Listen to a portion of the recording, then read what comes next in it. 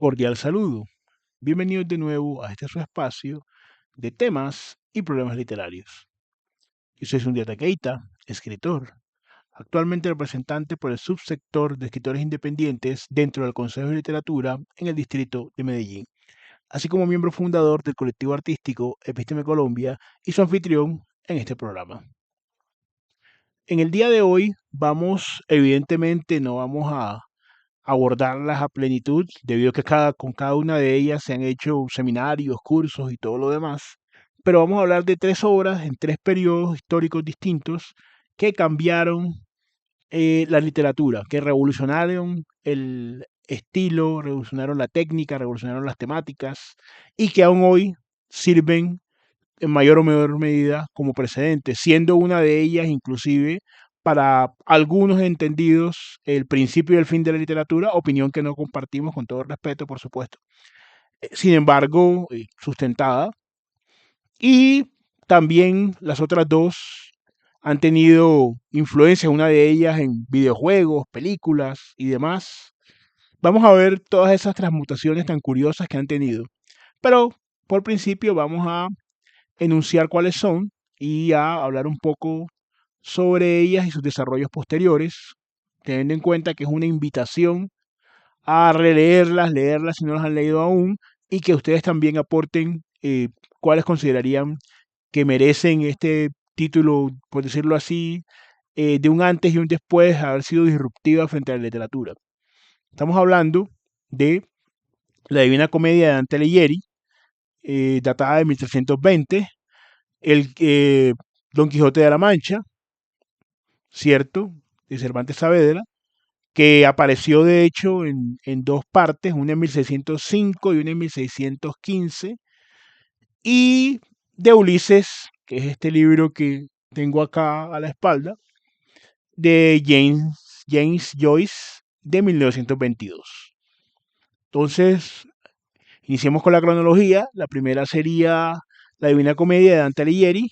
Una de las cuestiones importantes que muchas veces quedan de lado, que digamos no se le da la relevancia específica, es que con esta obra, además de ser la cumbre, por así decirlo, del pensamiento medieval de ese momento, estamos hablando del siglo XIV, inicios del siglo XIV, también marcó una ruptura lingüística, porque el italiano comenzó en esta obra, pues se le dio preeminencia frente al latín, que era la lengua culta dominante. Entonces, digamos que establece el italiano como lengua literaria. Eso es algo muy importante y porque tuvo repercusiones evidentemente de orden cultural y también entendamos que el idioma, por así decirlo, también es una especie de dispositivo de poder, ¿cierto? Y cuando se van abriendo, digamos, la oportunidad a otros dispositivos de poder o a otros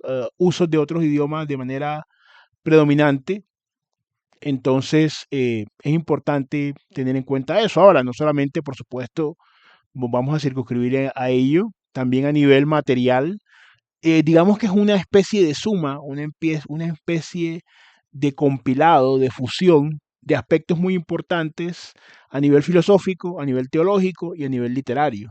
De hecho, el guía, digamos, una de las figuras rescatadas, sea el poeta Virgilio, que de hecho no era cristiano, por supuesto, porque perteneció a una época diferente, más allá de ser un recurso de erudición de Dante Alighieri, también tiene que ver con eso que se iba a dar después en el Renacimiento, precisamente el Renacimiento italiano, de retomar esas fuentes grecolatinas para integrarlos a la cultura. Entonces, evidentemente está montada sobre una trama teológica, pero que va más allá de únicamente describir eh, pues el paraíso, el purgatorio, el infierno, sino también mostrar una historia de un viaje, el viaje del héroe, ¿no? De la mano también, ya hemos hablado un poco de esa estructura narrativa.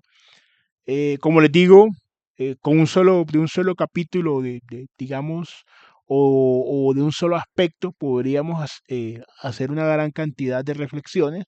Lo que queremos hacer es una especie de abrebocas para que quienes todavía no han tenido la oportunidad de leerla Yo la leí una vez hace, sí, ya muchísimos años, pero igual es una obra de permanente referencia. Como les comentaba, inclusive, pues, de pronto las generaciones más jóvenes que han jugado videojuegos y demás, han hecho películas del videojuego, pues, de la Divina Comedia, y hay que ver cómo conecta, ¿cierto?, una obra eh, medieval con un videojuego del siglo XXI. Entonces, ahí tenemos el universal, tenemos la importancia de una obra sólida, que llega inclusive a no solamente traspasar el tiempo en el formato literario, sino que se vierte a otro formato, por lo interesante, estamos hablando en una época secular, estamos hablando ni siquiera en una época de predominio ideológico de la Iglesia Católica, sino en una época plenamente secular, pero la historia sigue siendo atrayente, tanto que la llevan al videojuego. Bueno, también, evidentemente, hay unos universales allí, como en todas las buenas obras, ¿cierto? Más allá de ser un ejercicio de erudición, esos universales le han permitido, como acabamos de decir, llegar hasta esta época y si bien muchas puede parecer de hecho muy densa, se ha vertido a otros formatos un poco más livianos y la historia llama mucho la atención. También tenemos que decir, ya pues no, como decimos, no vamos a ni mucho menos proponer un abordaje, solamente la vamos a mencionar. El Quijote de la Mancha pasó algo muy curioso entre la primera, por así decirlo, edición salida del Quijote y la segunda, fue con 10 años de diferencia, que por ahí salió una obra también que no era el verdadero Quijote, como por ahí comenzó a circular. Y es una obra que se ha analizado mucho, se ha analizado desde el punto de vista del poder, se ha analizado desde el punto de vista del lenguaje, se ha analizado desde el punto de vista de la historia, ¿cierto? Como muchas veces como una sátira o una crítica hecha desde la decadencia feudal hacia lo contemporáneo que se venía dando. Entonces encontramos en el Quijote, eso sí es un consenso general, que inaugura la novela moderna a nivel estructural, a nivel de personajes, mezclando ciertos géneros. Como les he dicho, algunos teóricos muy importantes, como Jesús Maestro, la consideran el sumum de la literatura, ¿no? Que todo está reunido allí. Y también hay un sector que está más o menos de acuerdo, ¿no? De pronto no decir que es la única obra literaria, pero sí, o la obra literaria no la única, sino la que reúne pues lo que podría observarse en la literatura, lo que podría componerla, pero sí la ponen como una obra pues muy aparte del resto, sin ningún tipo de parangón a nivel literario.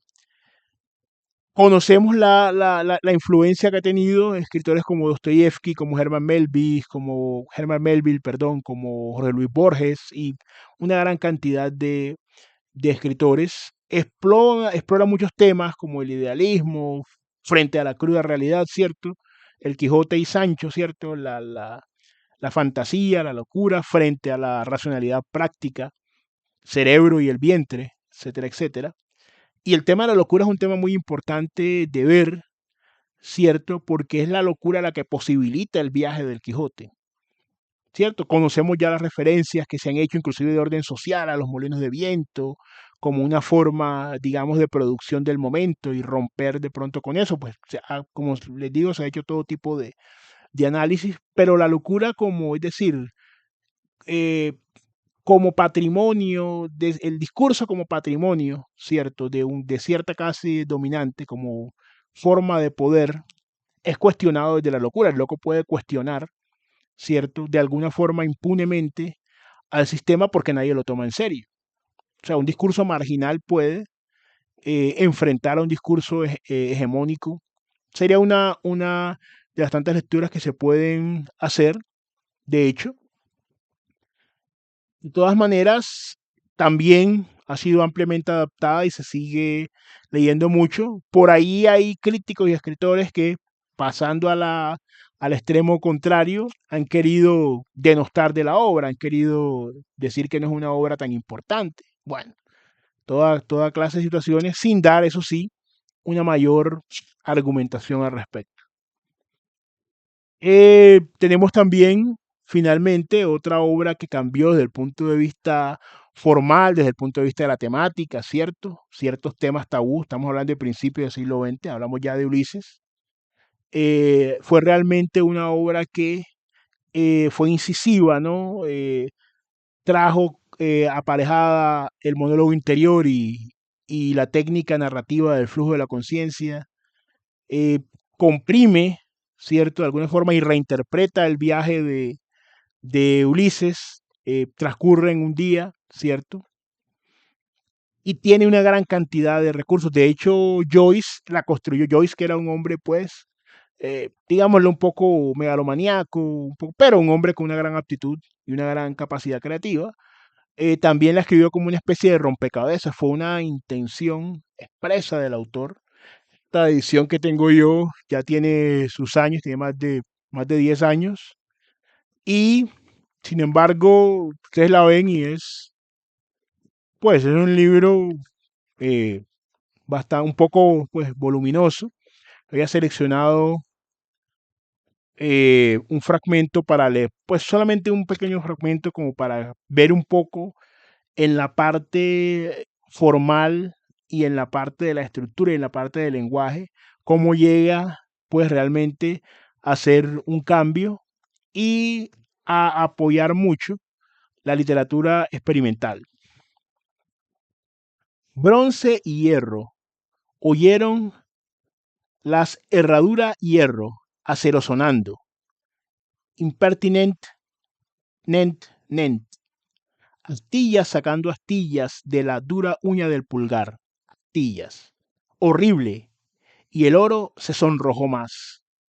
Floreció una roca, nota de pífano, floreció. La azul floración está sobre los cabellos coronados de oro. Una rosa saltarina sobre satinados senos de satén, rosa de Castilla, gorgueando, gorgueando. ¡Ay, dolores! Pío, ¿quién está Pío de oro? Tintín, gritó el bronce con lástima. Y un llamado puro, largo y palpitante, prolongado llamado de agonía. Aquí vemos el tema de la estructura, la sonoridad que tiene, las palabras como él sencillamente eh, las funde, ¿no? Esto, herradura, hierro, acero sonando, los escribe tal cual en una sola palabra. Y vamos a encontrar una serie de cuestiones muy interesantes en este libro. Es importante, en la medida de lo posible, aunque también hay muchas personas que leen del formato electrónico, pero es bueno tenerlo pues en el formato físico para anotar ciertas cuestiones y sobre todo tener un poco más a la mano para la consulta, que hay varias cuestiones que les podemos mostrar, de relación con la música. Es una obra bastante completa que quería, también en alguna ocasión tendremos algunas aproximaciones, ¿no? Como les digo, porque vale la pena leerlo, pero es un libro que sí es muy exigente, contando con, pues, con una buena traducción de este libro. De hecho, es un libro que se ha traducido ya desde hace mucho tiempo y digamos que ha contado con buenos traductores. Básicamente, la invitación es a también ustedes pensar, ¿cierto? ¿Qué obras dirían con cada momento histórico han cambiado, han revolucionado la literatura, han introducido conceptos nuevos, han cuestionado la forma en la que se venía haciendo? Como siempre, pues, invitarlos a suscribirse, los que lo deseen así, a compartir el contenido. Lo más importante, comentar de estas obras, ustedes cuáles pensarían, de estas obras y de otras, cuáles pensarían que marcaron hitos en la literatura para seguir retroalimentándonos por el momento y no siendo más, siempre un gusto compartir con ustedes. Nos veremos en un siguiente episodio.